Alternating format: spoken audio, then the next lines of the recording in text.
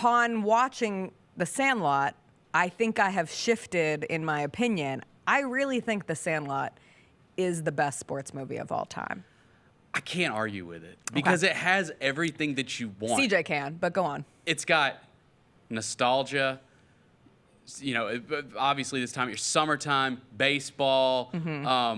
You know, the kids at the diamond, like it's you know, getting into trouble. It's got everything that you want. It's like the perfect sports movie. And this was the first time we watched it with me and Noah and our family watched it on Sunday.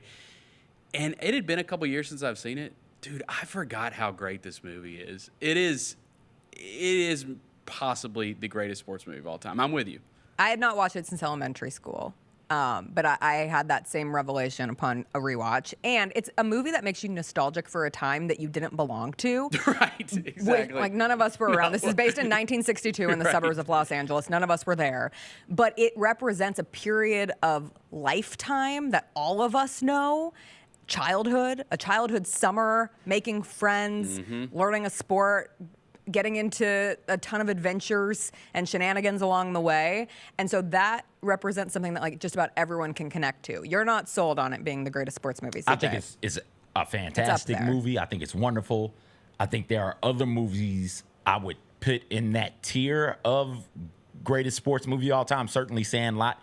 Listen, man, I would throw Cool Runnings in there as well. I love Cool Runnings. I would throw D2, Mighty Ducks in there. Elite. Look, Dodgeball is up there for me also. It is a damn fine High School Musical, movie. as we've discussed. Thank you for the respect. I didn't say that, love Noah but just rookie chilling right there rookie of the year. Angels in the Outfield was one that's high up there for me. But listen, don't want to take anything away from the greatness that is Sandlot. Not only for all of the reasons that you guys said, but I like movies that feel very clear. Like, okay, this is, and it all fits.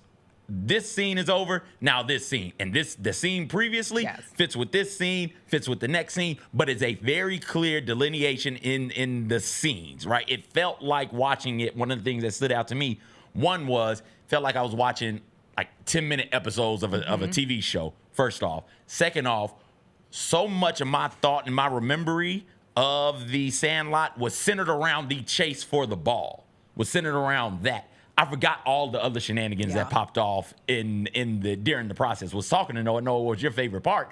And his favorite part was my favorite part as a kid, where it was, lessons learned. Sandlot also teaches you a lot. Learned a very valuable lesson. I don't ever want to chew tobacco. If it's going to make them throw up on the Tilty World, I know it's going to make me throw up. I'll never chew tobacco in my life. And one of the reasons I didn't chew tobacco was because I saw it in the Sandlot, and what a great scene that was. Bro, that is so true. Yes. I literally have never chewed tobacco either because of this movie. That scene. It's going to make me throw up? I'm sure not going to chew it before I go on a ride at the county fair. And it's so funny with that scene specifically, and we'll walk our way through the movie and reflect on some of the things that we absolutely forgot about this movie. But that scene where they're on it's not like a tilt-a-whirl, but it's a spinning ride after chewing tobacco, and they all puke, and there's just vomit everywhere.